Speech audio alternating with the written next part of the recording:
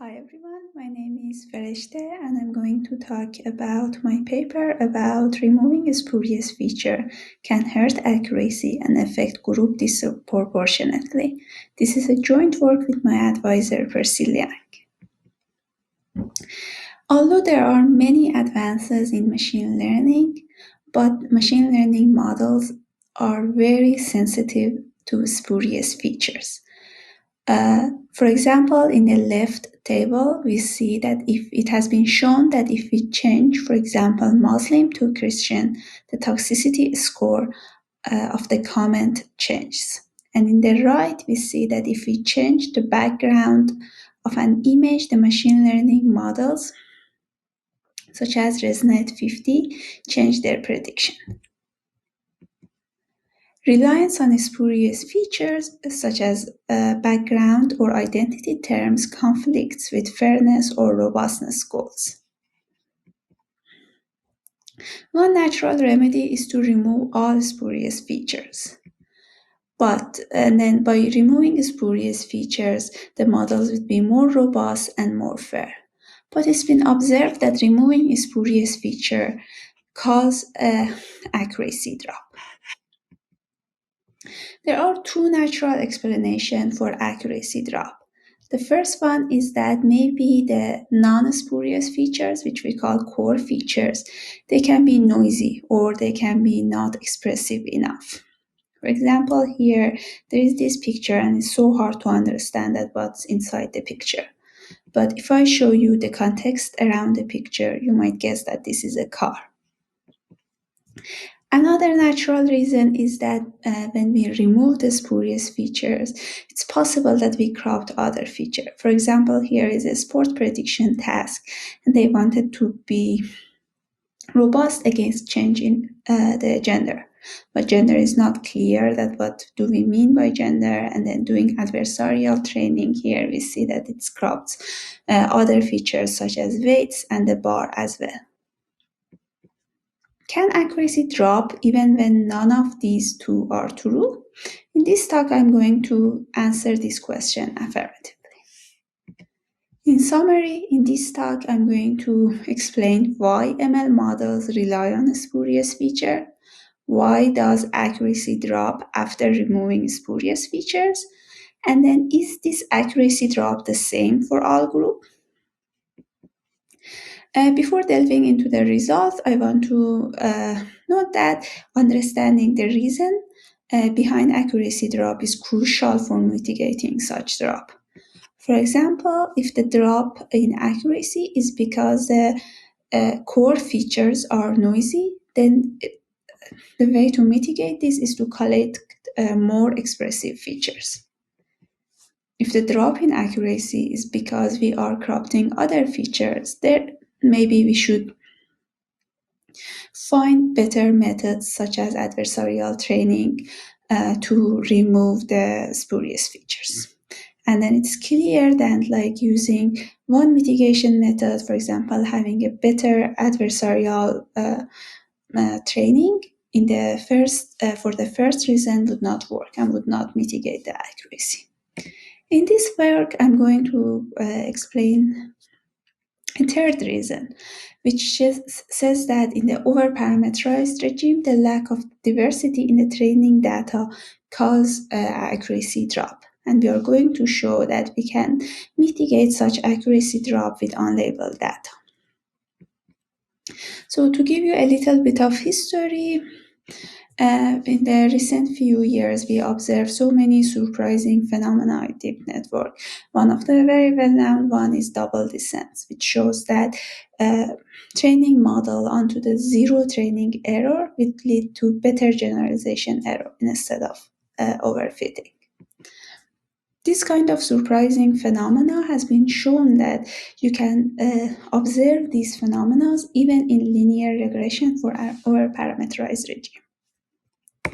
I want to note that accuracy drop for after we remove spurious feature is also an intuitive. Note that in the under-parameterized regime, removing spurious features only decrease generalization error. We are going to explain this unintuitive result in mean norm solution in the overparameterized linear regression. So for the setup, we have core feature Z, which is a D vector. So here the dimensional vector. So here, for example, we have this C, which is a three-dimensional vector and is 1, 0, 0. We assume target is a deterministic function of the core feature. So Y is theta star Z. For example, in the running example that we have, theta star can be 2, 2, 2. So this theta star would lead to Y equals 2. For the spurious feature, we assume that the spurious feature is also a function of the core features. But again, and then it's parameterized by beta star. For example, in the running example, we have beta star 1, 2, minus 2. So as you can see in the causal graph, there is a spurious correlation between Y and S. So here, using beta star, we see that S is equal 1. So for the training data, we assume we have N less than D triples of data, Z, S, Y. Again, in the right, you can see that we assume that we only have one training example. When we are in the overparameterized regime, meaning N is less than D, there are some direction of data that we do not observe in the training data. Again, in the right, we see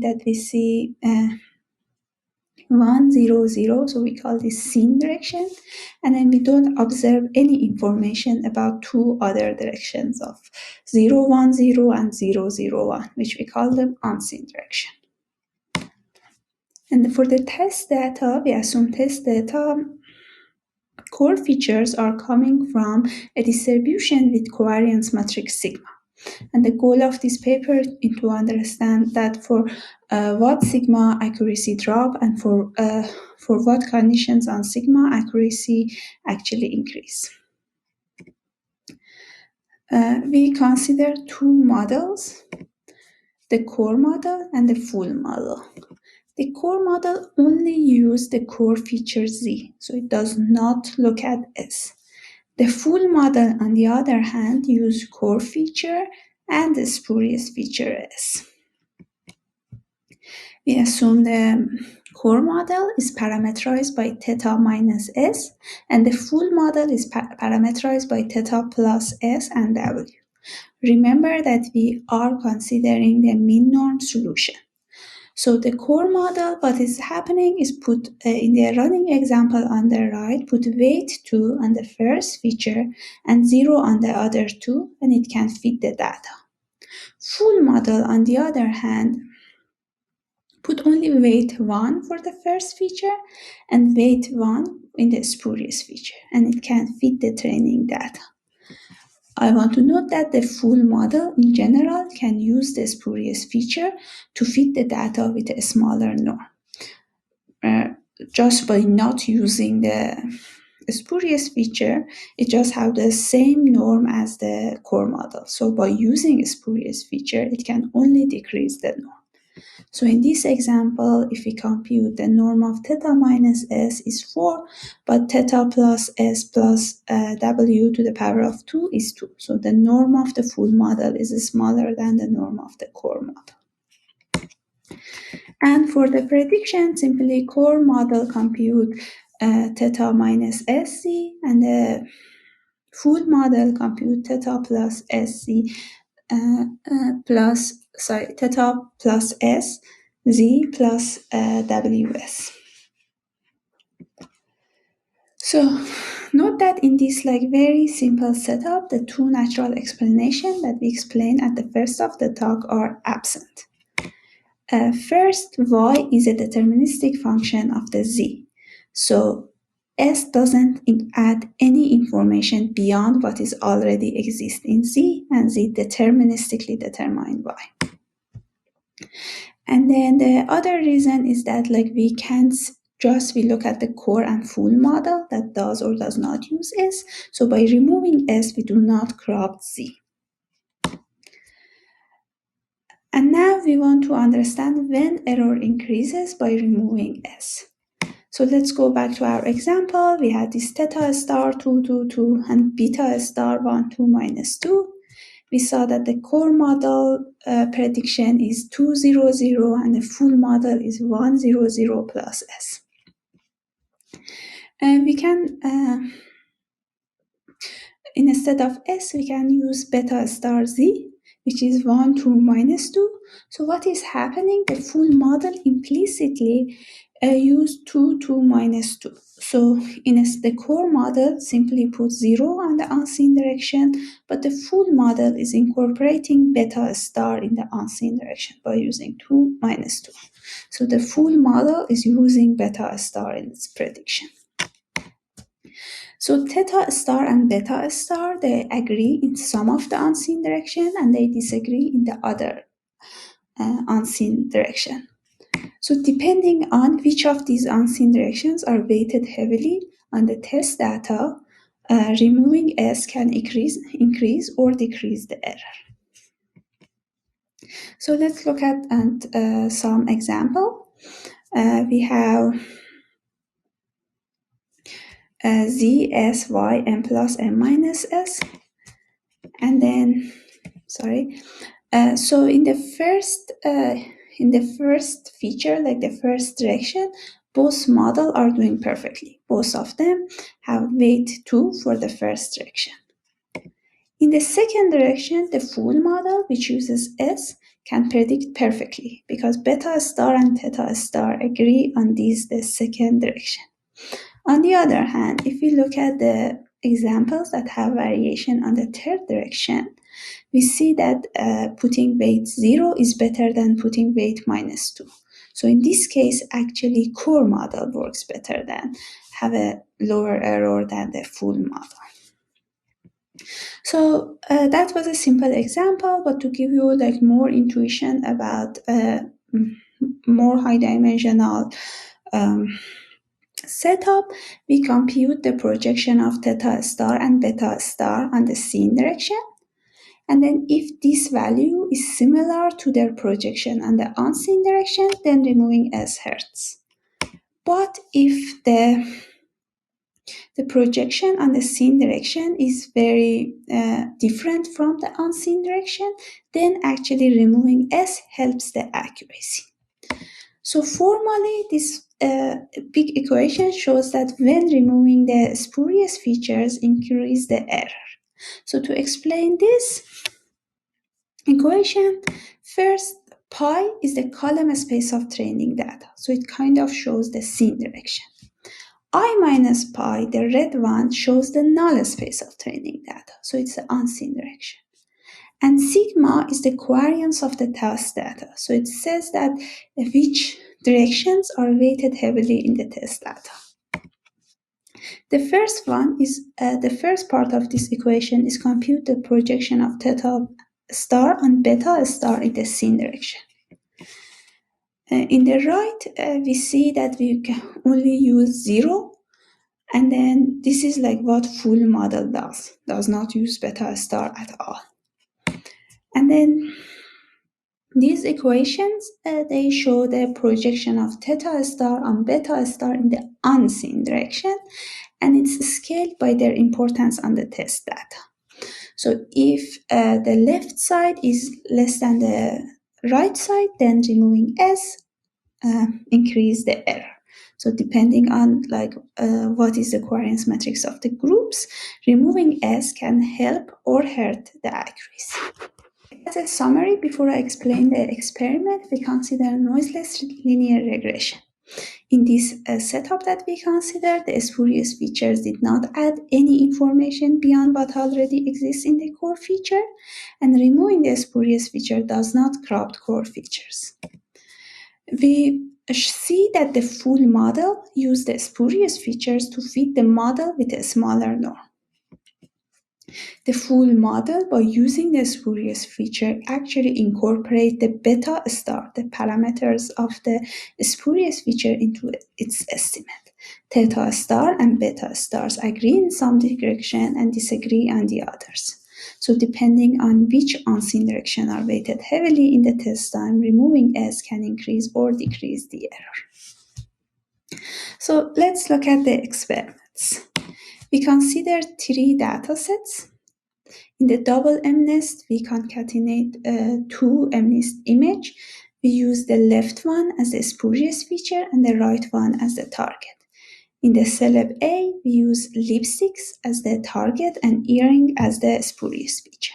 And finally, for the toxic comment detection, we have comments and then we blocked the identity terms. For example, here, cause I shouldn't be blocked just for being, and then we remove the identity term. So identity terms here, black, is the spurious feature and the toxicity of the comment is the target.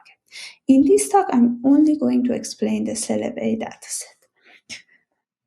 So to looking at the celeb A dataset more closely, we have a picture, which we use it as a core feature. The spurious feature is the target that, the spurious feature here is whether the person is wearing earring or not, and the target is whether the person is wearing lipstick or not. To compute the sensitivity of a model to the spurious feature, we also consider attacking the model. What I mean by attacking the model is that we change the label of the spurious feature and we compute the accuracy of the model. So here it shows the accuracy of the full model versus core model for all and for each group. Let's go through this diagram one by one. First, let's look at the average accuracy. So as we showed in the theory part of the paper, removing S actually here again has these 2 characteristics that we want. It does not crop core feature, like we don't even touch the core feature, and it does not provide any extra information beyond what already exists in the core feature. But we see that the accuracy drops by 1%.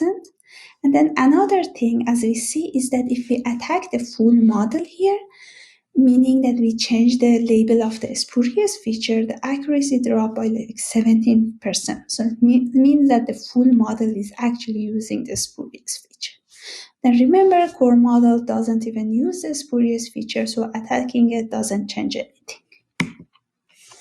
Now, if we look at the celebrities who follow the stereotypes, meaning that they not either having lipstick or earring, or they have both lipsticks and earring, removing they have very good accuracy, like 85%, but the accuracy dropped like very much, like around 10% by removing S. So core model is like worse than the full model a lot for these groups, and then these groups are using the spurious feature. So attacking them, meaning that changing the label of the spurious feature, can drop the accuracy by 30%. On the other hand, if we look at the celebrities who do not follow the stereotypes, meaning that they only have lipsticks or they only have earrings, in this case, their accuracy is actually bad, and it's really bad for people who only have earrings. And then if we remove earrings, meaning that if we use the core model, actually the accuracy increase for these groups. And finally, the full model accuracy does not change by attacking the full model, by swapping the label of the spurious feature. There are some other results in the paper that I did not show here.